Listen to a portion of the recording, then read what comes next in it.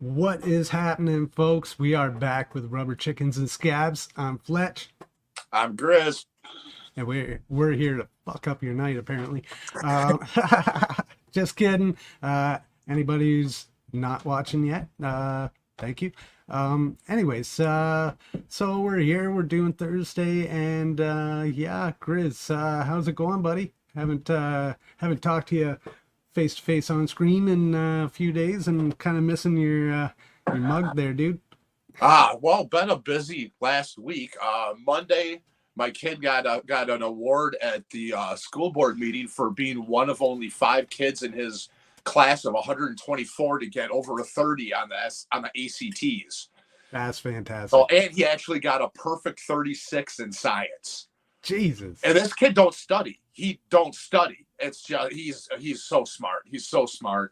And with the autism, though, comes the hard part of the social stuff. So it was a big step for him to come to the meeting with. It was only because only two of the other kids showed up to get their award. And what it is, it's a plaque that's Right. going on the wall at the high school. Because they always have like the wall of whatever sports teams. Well, they Right. actually have a wall of ACT 30 and over. Wow. So it's got their name and their graduating class. So he's going to be up on the wall forever. So That like is it's a so pretty cool. big deal. Yeah, that is. That is. So I was surprised when he wanted to actually agree to go to the meeting to get the award. And there's only two kids with their parents, and then like only like five board members was all. So there's maybe 10, 12 people in the room. So he got up there, got his award, did really good. It was a little tough for him, but I was Right. really proud of him. And then come to find out on Tuesday, he comes home and he's holding his award. And I'm like, did you take that to school with you? He's like, well, yeah. He wanted to show his friend.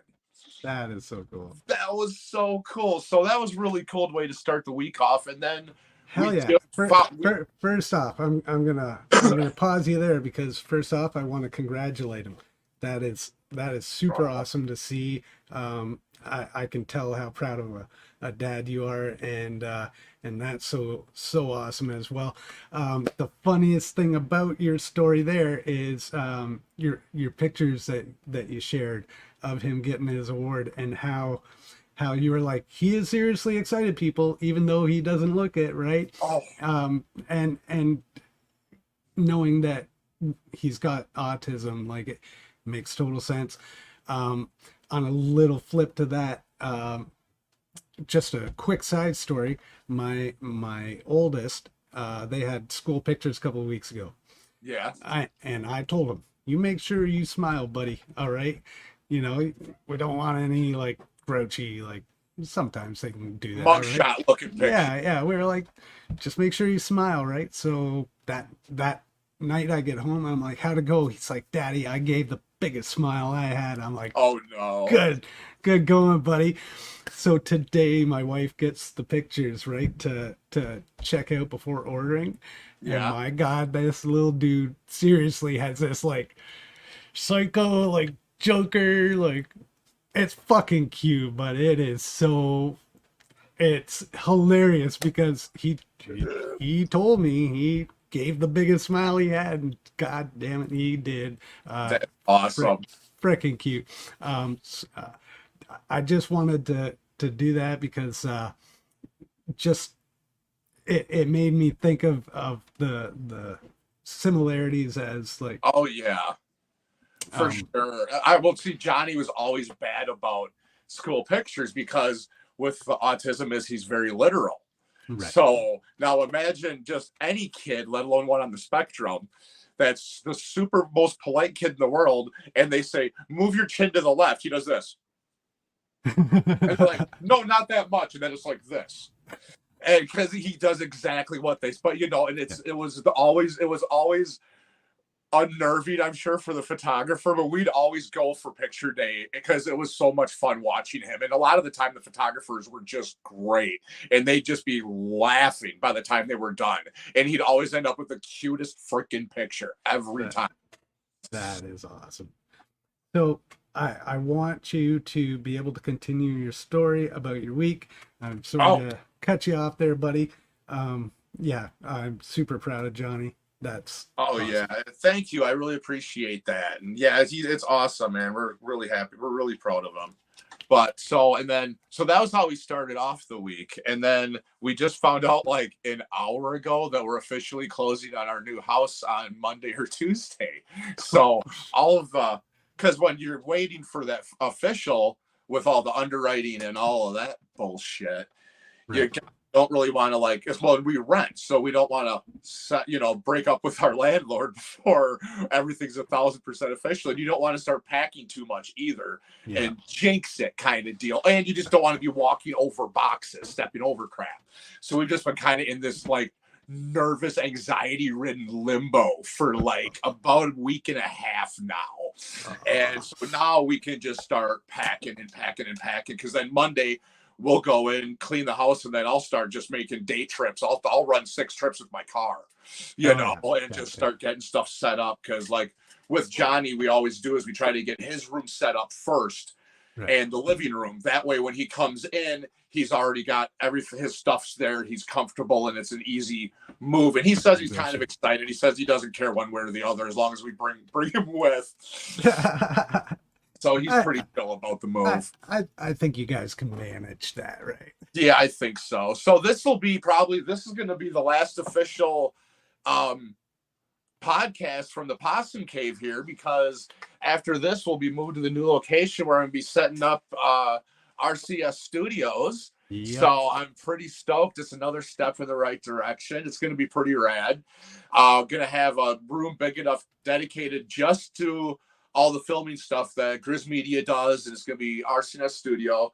So I'll have so the camera will be in the middle of the room. One wall is going to be painted up for Why Not with a backdrop, and then you'll turn the camera, and then there'll be the painted up one for Frozen Pizza Tundra, and then you turn the camera. We're going to have a green screen green painted wall, and you'll turn the camera. It'll be set up for this one, or I'll have it swappable for couples because I do about 5 different things all the time. So I'll just have the lighting and camera set up in the middle of the room and just turn it and notch for whatever show we're going to do. So it's super cool, and it's got drop ceilings in it, so the acoustics are actually way better in there. Oh, nice. Yeah, I'm lucky that I have just a flat wall behind me now. Like that's all I get, one flat wall. So yeah, I decorate it how I can, and yeah.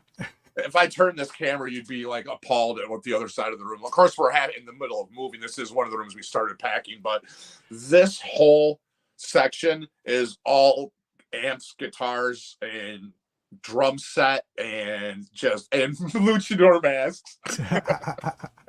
Well, here.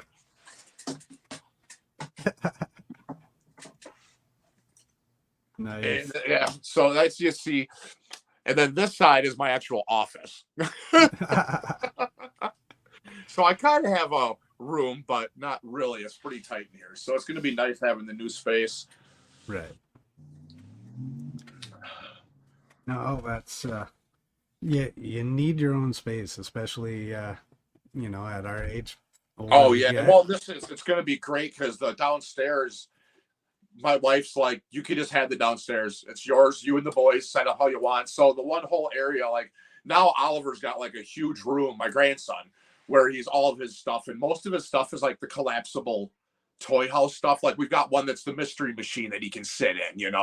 We'll bring it out and he'll sit in and we'll watch Scooby-Doo together and stuff like that. Well, we're actually the one room in the new house downstairs is just wall-to-wall cabinets on one entire wall. So we'll be able to put everything away that's like up here in store. Then he's going to have his own room down there with all of his stuff set up. It'll be a little gaming room and stuff. It's going to be really cool. Oh, right on. One thing that not a lot of people who even know you online really know this about you. I just know because I've stumbled across some posts of yours. You've reposted old posts, and you used to do strongman. Yeah, I did. I competed in strongman, Highland Games, which that's where you put on the kilt and you throw hammers and toss cabers. Yeah. And then I did powerlifting too. Jesus, man. And one that was called a Viking Games because it was actually during a Cinema festival. And they actually, as far as I know, they still use a picture of me in the paper. And this is like over 6-7 years ago. Got to be at least maybe 8 years ago now. and they still use a picture of me pulling a semi for Oh, advertising the Viking games, and I haven't trained. this one? That's the picture they actually still use. They were still using up till a couple years ago for Like, their publicity shots. like, dude, talk about beast mode, man. Well, here's the best part, though. Well, two parts. Oh, like, yeah. look at that, dude. You're like twice the size you are right now. No, actually, here's a funny thing. Actually, when I got married, I was 130 pounds. I've always been a skinny kid. Like, I played basketball and tennis and skateboard when I was a kid. So, like, and then I have metabolism just ridiculous. So I've always been the lean, skinny kid. So I was only 130 when we got married. I ended up having to have back surgery, and they fucked my back up so bad. I ended up in a wheelchair for a bit. So, and after I got worked out of that, I started powerlifting to start strengthening my back. So I'd had chronic back issues since like 96. Okay. So I was sick of being sore all the time. So I started lifting and fell in love with it. So yeah, I was 130 pounds when we got married. I was 290 at my biggest. Jesus, man. So like, I'm still about 200 pounds now. Everybody's like, you're so skinny. Like, I'm bigger than I ever was up until, like 9 years ago. I was always still skinny as hell. I'm still skinny as hell, brother. I am like 130, 135 pounds right now. Now, I've lost a bunch of weight over the past couple of years. I don't know if it was medication stress or what, but yeah, man, I'm at that weight. And yeah, unfortunately, my metabolism is not slowing down on me. Yeah. But it is what it is. I'm a scrawny motherfucker. I always have been a scrawny motherfucker. Yeah, it was a lot of fun. It was the competing was a lot of fun. Training was even a lot of fun back then. Not fun was the eating. You'd think that'd be the most fun part of it, but when you're 290 and you're training like 4 to 6 hours a day, 5 days a week. And it's heavy training. It's strongman training. It's doing Atlas stones. It's dragging chains and doing freaking sled pushes. And then you're throwing hammers. So like, there's a lot of cardio involved in it too. And I have a high metabolism. So like on a normal day, I had to eat at least 10,000 calories just to maintain weight. And then I only eat 10,000 calories in like a month, man. Yeah, I know. It's ridiculous. And then on like heavy training days when I'd want to recover good afterwards, I'd push it up to like 15,000 calories. And like I maintain, and I mean, yeah, I had some fat on me, but I still only had like, Jesus, it was like a 38, 40-inch waist at 290 pounds. And I'm only 5'11". So I'm not tall. So I look a freaking fire plug. Jeez. But yeah, everybody's like, you're so skinny now. No, I'm not. I'm still freaking 70 pounds heavier than when I got married. Jesus. I figured it out. I actually increased my body weight 125% at one time. Wow. I went from 130 to 290. Holy jeez. So what was the worst part about the eating? Just not having room for the food. It wasn't fun. You couldn't even really enjoy food because you were trying to eat for clean. Cause I eat junk a lot too, but that's because I have a higher metabolism and I was younger. I could get away with packing away some McDonald's every couple days to get my calories in. But most of the time it was just eating ground beef and potatoes or pork, usually a lot of pork steaks because it was higher in calorie, higher in protein. Well, not as higher in protein, but a lot of the dark meat pork steaks aren't bad in protein count. But so it wasn't fun. Yeah. Couldn't season everything because if you seasoned your food every time you ate, you'd have a sodium issue and have your heart explode on you. It's eating a lot of bland, unseasoned food, a lot. And then a lot of protein drinks too. Like I drink a lot of chocolate milk. I drank damn close to a gallon of chocolate a day for probably a year. I like chocolate milk, but I think I'd probably I can't handle that much in a day. I remember and everybody used to laugh, but for me, like my one big cheat day would be days that I was training back, like do a deadlift day, and I go and I get a quart of chocolate whole milk, a 6-pack of Dunkin' Donuts from Quick Trip, and a jar of peanut butter. like the 16-ounce jar of peanut butter, and I would sit down and I would eat all of that. Shit. Oh man. That would be my post-workout meal. That would just be one of the meals that day. Like that'd be when I do my 15,000 calories, and oh my god, those days, some of those days were fun. When you're just sitting there taking 2 chocolate donuts and smeared peanut butter between them, like you're eating a sandwich, and just mowing down. Oh shit. Then of course, though, as soon as I stopped eating like that, I dropped so much weight. Well, then I stopped lifting. Just life happens, and now everybody's like, "Do you miss it?" And it's like, I do, but I don't, because I had a lot more anger in me back then, and I fought really hard to not have that inside me anymore, and I don't want to have to go back to that place. Like I still go to the gym once a week, or either the gym or the skate park once a week, just to keep my old joints and bones moving, so I don't freaking lock up when I got to shovel snow. Yeah. Exactly. But it just makes me feel good going even just once a week, but like I don't have it in me to train heavy like that. Yeah. Or it took a lot of just rage to move that bar. I mean, you're talking a lot of weight. Especially doing like the strongman training or like the Highland games, when it's just one big forceful, like the hammer throw or the caber toss. It's not, there's a lot of technique, but it's just one grunt explosion, and it's hard to get there, especially the older I get, man. So let's talk movies. Let's talk some movies that we know we've both seen recently. The one came by suggestion yesterday, and thank you for that, because I thoroughly fucking enjoyed it. So we're gonna get a little fucking weird here, folks. All right. Oh, and we'll just say spoiler alert now, and just FYI, from now and through the forever future, dear listeners, if we're talking about any movie or show, it's just automatic spoiler alert, because we saw it and we're going to talk about it. Yeah. So if you're worried about spoilers, don't watch.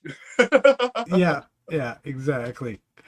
But yeah, the two we're going to talk about are Weird, with Daniel Radcliffe playing Weird Al Yankovic, and we've got Barbie with Margot Robbie.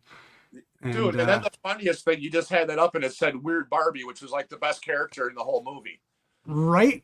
It is Kate McKinnon. I was gonna talk on her because like she's quickly becoming one of my favorite female comedians. She's just a treasure. Yeah. No, so let's kick it off with Weird. You told me Weird was on Roku yesterday, and I was like, yeah, it was Roku original, actually. Yeah, I was surprised to read that. But damn, that was a good movie, man. I gotta ask you though, did you watch a trailer or anything before you saw it? No. So did you go in thinking it was an actual biopic, or did you know it was a parody? I knew it was a parody because I had read something, like some little shit ass article about that size about it, like before it was released or whatever. Yeah. And I'm like, oh, okay, that would make sense. He'd parody his own fucking life for this movie. Oh, see. So I lucked out. I went into it. I didn't know anything. I thought it was going to be a legit biopic. So as it's unfolding, I'm standing up and yelling and cheering, and at the TV, my wife and son are like, "Oh my God, what's wrong with you?" So like I had, of course, Weird Al's biopic is going to be a parody, but I had no idea going into it. I was stoned thinking this might be kind of boring. Oh my God. So the more ridiculous it got, I was just dying. So like for me, because I didn't know going into it, that's up there with like first time I saw Fight Club or Seven or Usual Suspects. Like that's up there with that, because I'll never get that emotion again. Like I watched it again today actually, because I knew we were going to talk, so I wanted to laugh out loud through the whole thing, but I'll never get that feeling I did that first time I watched it, not knowing it was going to be a parody and not knowing how far they were going to take it. Yeah. See, I knew it was going to be a parody of sorts. I didn't know how much of it would be parody and how much of it wouldn't be. So that left me guessing throughout the entire thing. I'm like, I know there's got to be truth here and there, but you know, he did not date Madonna. You know, but I love that they fucking threw that in and they made it so goddamn ridiculous. Oh my God. When they turned him into Jim Morrison. Right. Oh my God. Like, you people are slaves. I didn't fully clue in on what was going on when his buddies, the band musicians, when the musicians started moving, I was like, okay, and I wasn't really cluing in to the type of style they started playing. Yeah. Until he came out, and I'm like, fucking hell, they're making him fucking Jim Morrison here, like the fucking Doors, man. So slickly done. They did it. It was so smooth. Like even like every ridiculous part of that movie transitioned into each other so perfectly. Like if the movie could have been broken down into like 10-minute webisodes, like because it was almost like every 10 to 15 minutes was a completely different story, you know, and like it was so like it would have made a great. However they released it was just brilliant though. Like it was so cool. Dude, when I first saw Weird Al on screen, it totally fucked my head over because I literally looked at the screen and I'm like, what fucking actor is that? I'm like, fuck. Trying to figure it out. And then all of a sudden it hit me. Who throws you on there? Yeah. And then it hit me and I was like, Jesus Christ, that's Al. I'm like, gee, that's... And then when Will Forte is sitting there, like, putting down Al, like, you're this. And Al's like, well, like, you know, the actual Weird Al. He's like, well, like, kind of like, hey, reel it back, buddy. Like, God. And then when he ended up putting his cigarette out in Will Forte's hand. Yeah. I deserved it. My favorite part of the entire movie, like, I'm not a religious man, but if there's an afterlife, I hope heaven is the pool party scene. Yes, with Rick Gallagher and fucking Wolfman Jack. It's like a fever dream of my entire life rolled into like one 5-minute clip. You've got like freaking Tiny Tim, Pee Wee Herman, freaking Devo, Alice Cooper, Gallagher, like Andy Warhol. Like I'm just like, what is going on? Everybody, it was crazy. Holy shit, we got comments. Fuck. Oh, sorry, Maddie. We're kind of spoiling it for you. He's like, fuck you guys. I still need to see it. So we had our spoiler. Hi, Matt. Sorry, Maddie. we had a disclosure at the beginning. If we talk about the movie, we're gonna ruin it. Yeah, you missed that, Maddie. But that the entire thing was so fun. Like, I mean, it's got to be fun. It's fucking Weird Al, and Weird Al. I don't know if everybody. I don't know how widespread people actually fucking know about him. Like, dude, he is worldwide, but like, you know, he should be fucking like superstar. He is a superstar. Yeah, see, I've been a fan of his since I was a kid. Like my the neighbor kid used to listen to Dr. Demento and tape it on cassettes and shit. And I'd come over and we'd sit and listen to it. So I always got into Weird Al, and then especially when God, what was the album? Even Worse came out. It was the Bad parody. Because I had him on the cover in the black leather jacket. Like I played that cassette until it died. I'm not even kidding. The cassette died. I just wore that out. And then like Always loved everything he put out, especially like the MTV era. It was gold, you know, whether it was the Smells Like Nirvana or Amish Paradise, all that, all about the Pentiums. I mean, I could go on forever. Oh, exactly. Everything he put out was always good. But then a few years back, he was playing up by us, and me and my wife were like, I want to go see him, but I don't listen to any radio, so I wouldn't get the parodies he's trying to do now, because I don't know the source material. I couldn't tell you a single musician probably that's on top 40. I'm the old guy that listens to the same music over and over again. That's just what I like to do, you know. So I probably couldn't even name anybody. So it's like, why would I go see him then? Because there's probably a lot of newer stuff. Well, then the other day I started putting together a Weird Al playlist.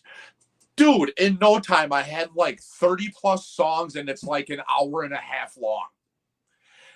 You don't realize how many freaking bangers he's got, dude.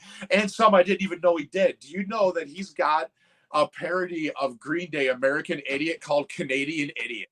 I didn't until today, actually. Oh, really? I came across that, and I was like, how did I not know about this? I am the Canadian Idiot. Like, I just heard it yesterday for the first time. Oh, shit, That's man. Perfect. Yeah, you just forget how much good music he did, how much good music he's got out there. And some of his originals are still some of my favorite, like Dare to Be Stupid or Velvet Elvis. Like, I mean, it's some great funny stuff. Yeah. Like, and the Yankovic bump that they talk about in the movie, it is real. Oh, it's real. According to apparently with Nirvana, with the Smells Like Nirvana. Yeah. Apparently, Nirvana's record company told Weird Al that he helped sell an extra 1 million copies of that album. I believe it. Right? Like, that's fucking insane. That's brilliant. It's like, I mean, like they depict Madonna in the movie going after him to try and like get her shit bumped, right? It was a legit thing. It could help record sales on all these others, and it was proven. I think it's hilarious that they had Madonna so like fucking after him on it. I wonder what she thought of it.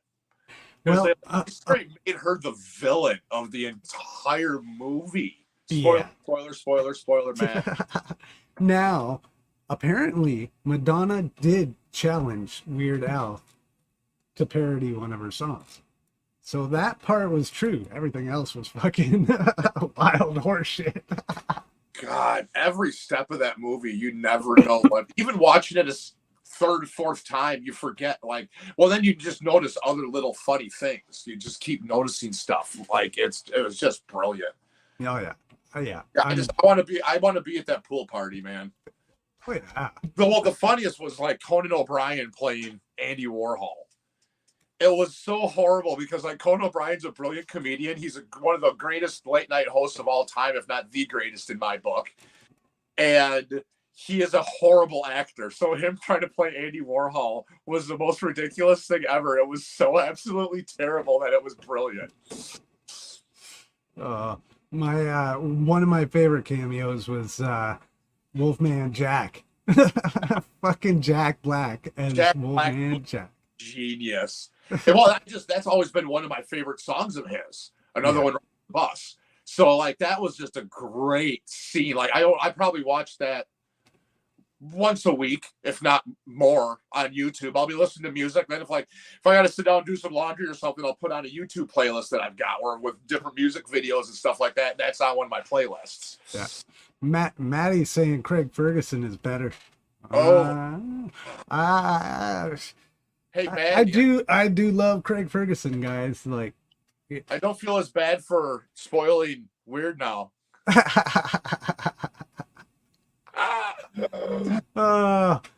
Yeah. If anybody listening or watching has not seen that movie yet, we apologize for the spoiler, but you guys need to go check that shit out. Well, and we're not really spoiling anything because we could talk about it for 10 hours and the movie wasn't even hours long. Like it's one of those, like, I probably noticed things that Fletch didn't notice, and he probably noticed things that I haven't noticed, and I've watched it like 4 times. Yeah. So you know what I mean? It's one of those movies. It's brilliant. It's Yep. really good. I totally agree. I'm probably gonna watch it again this week because I want to be able to take in more. Oh my God. One more spoiler. Sorry, Maddie. My favorite scene at all is the Dr. Demento scene when Dr. Demento is in the hot tub. Yeah. And Weird Al's sitting there eating the guacamole. This guacamole tastes weird. That's because it's loaded with LSD. Oh yeah. God. Yeah, that scene was awesome. And that's where it's or the movie is just brilliant. Like as soon as it's the first opening credits, it said "Funny or Die," and I'm like, huh. Like I know they do most of their stuff is all available through Roku because I think they ran a deal with them from back when it was originally. God, what was it before it was Roku? Quibi. It was Quibi. Actually, it was a mobile only streaming service. You couldn't get it like on smart TVs. You could only get it on mobile devices, and it was only shorts. Like it was like 10 minutes or under all these episodes, and that's what ended up becoming Roku. Actually. Oh, I didn't know that. Yeah. Yeah, if you look back through, there's actually some other really good shows that came out originally on Quibi. One of them is called Die Hard, and it's Kevin Hart, and it started out as this mini episode thing, but it's basically just a movie they cut into episodes, and it's him playing himself training to be in a Die Hard style action movie. Just like a Greek tragedy, and everything just continually get worse and worse and worse for him. And it's just Kevin Hart playing Kevin Hart. It's I'm a fan of his, but getting him to see him do that, it's like when you get to see Nick Cage play Nick Cage. Yeah. You know. Oh yeah. Yeah. You can definitely picture Kevin Hart doing that shit. That dude is funny. Yeah. Let's switch gears. Anybody out there seen Barbie? Thanks for telling us. Because we're going to spoil that one too. Yeah, because we're about to spoil your night with that one too. So, originally when Barbie came out, there was a lot of fucking misogynistic fucking bullshit going around. I don't even know. I didn't even fucking pay attention because I'm like, you guys are all fucking idiots if you're fucking getting your fucking underwear in a ruffle because of a fucking movie. It's a fucking movie, right? And regardless of what the fuck it was called, it was a fucking good movie. My wife and I watched it, and we've now seen it. Well, I've seen it one and a bunch of parts times. She's watched it a few times. I felt it was actually pretty damn good. I thought the acting was good. I mean, for what it is, they're fucking playing dolls. Excuse me. But the way they did it, I wasn't sure how they were gonna do it. Yeah. Didn't know if it was all gonna take place in that fucking plastic land. That's what I thought was gonna happen, actually. So I was really surprised. Yeah. And then when it crossed over and the way they made it cross over, it made some sense, in a their way. They did it in a fun fairy tale, ridiculous kind of way. Yeah. You're like, oh, you just take this boat or something. They did it in such a fun, unrealistic way that it somehow it matched up, being able to match up the two worlds. Because like you said, I thought the whole thing was just going to take place in Barbie world. Like she was the only one that had self-realization or whatever, and then she was going to deal with that. I didn't know the rest of it. So and then when I started getting into the movie, and I'm like, oh, this ain't going to end well? Because I instantly got worried. I'm like, how are they going to be able to blend these? And they did it flawlessly. I thought it was great. And talking about all the misogynistic bullshit that's still coming out about it. Like they said, I heard somebody say, if you're offended by the Barbie movie, you're supposed to be. Yeah. It's because you're offended by it. You're who they were making fun of. So good. You should be offended. That was the point. Yeah. No, Kate McKinnon in that was hilarious. fucking ugly Barbie, like, or not ugly Barbie, weird Barbie, Weird weird Barbie. Barbie. Yes. Um, I know she's just typecast and plays the same person in every movie, but you know what? So does Jack Nicholson. yep, People always say she's just typecast, but she was brilliant in that movie. I thought it was awesome. yeah, yeah. Ryan Gosling, I thought he did a good job. You know, like his character was as annoying as you fucking would expect Ken to be. Oh my god. What what is Maddie talking about? So does Johnny Depp. Oh god, yeah, exactly. Typecast. Oh yeah. Everybody says he's the greatest actor ever. I don't know. I've only ever seen him play Johnny Depp. It's true. It's true. He's either got a hat or he's not got a hat. Bottle of rum or no rum. Accessories he's wearing. Is he wearing a belt, a necklace, and a bracelet, or is he only wearing a bracelet and a nose ring? It depends which Johnny Depp you're getting. Yeah. Or the one that has his ex-wife shitting on his pillow. God, those are some of the best memes ever. God. Something pop up now that Jason Momoa wants her fired from Aquaman 2. Yeah. Well, I mean, some people are just kind of tired of her in fucking Hollywood. Get her the fuck out of here is what they're probably thinking. You know, before she causes any more issues. Yeah. That's a whole other fucking story there. Who was your favorite character in the Barbie movie? In the Barbie movie, probably America Ferrera's actually. Yeah. Like, I thought she did a great job at playing her role. Yeah, see, like I know her because we used to watch that show, the Ugly Betty. No, the other one she did. Superstore. Yeah, Superstore. Yeah. Walmart Yeah. type. That was a great show, and she was really awesome in that. Yeah. But yeah, you're right. She did really good. I, of Yeah. course, thought, honestly, freaking Ryan Gosling did so good. Then they cast him so perfectly because, like, you're not supposed to like him, and you don't. You know, it's like they when they write a character that annoys you that much, that's some damn good writing and a damn good acting. Because that's why you get annoyed. You know, there's certain actors like I can't even watch because they were written as such annoying, just irritating assholes in one particular movie. That's all I can see, and I can't even watch them in other great movies and stuff like that. That's just how my brain works. I have one or two just like that, and I'm trying to put my finger on them. For me, Steve Carell. I hate The Office so bad. I hate everything about that show. So just the little bit I've seen of it, Steve Carell's character makes me just dislike the actor. And like I can't watch anything with him in it just because of the few clips I've seen from The Office. Yeah. But that also means that's really good writing. That's what he was supposed to do, but I don't care. It ruined it for me. See, he's not a big one for me. Like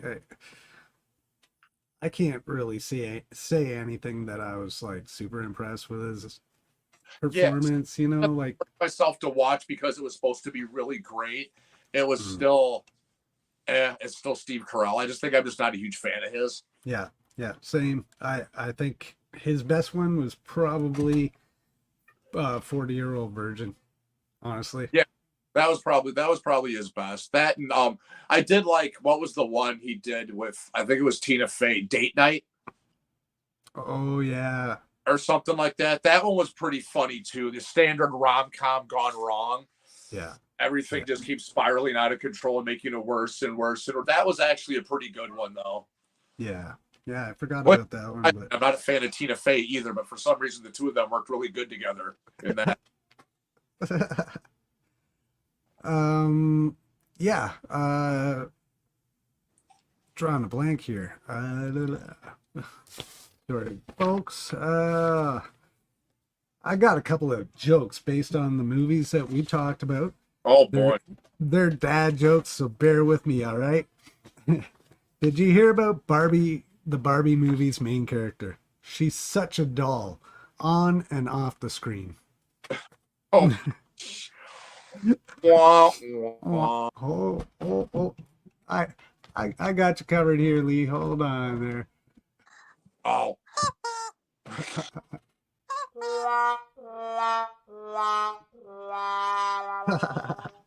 I've got a couple more of those.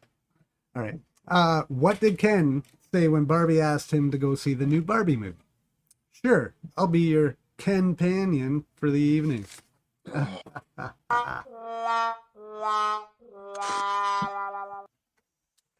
Oh yeah. All right. I'm are done telling stupid jokes. what are you? Are you mad at me? Why are you punishing me? I Okay, got I got to fine. punish someone. All right. I have not had a chance to see my children yet tonight. Really, it's Oh, just good. been in passing. So Here's a I'm here's a perfect joke you can tell the kids. Are you ready? all right. Jokes. All right. So a dad walks into his son's bedroom and he says, "All right, I've had enough. I just spent 3 hours scraping boogers off your wall. No more wiping boogers on your wall." Kid's like, "I don't." Dad's like, "Bull. I literally just spent hours scraping, and I'm probably gonna have to repaint because you keep wiping boogers on the wall next to your bed." We can all relate to this. Kid's like, "But Dad, I swear I've never wiped a booger on the wall." The dad says, "Really? How'd they get there?" Kid says, "That's where I spit out the crunchy ones."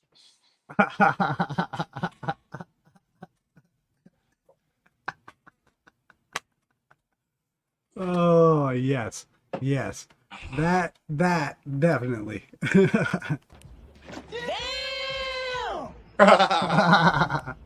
We'll take that.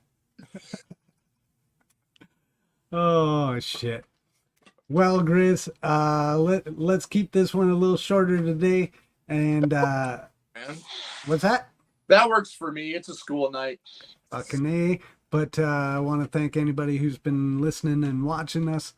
We are Rubber Chickens and Scabs. We don't know what we're doing, but we don't care. No, serious. Thank you for all and any support. We're out of here. Yeah.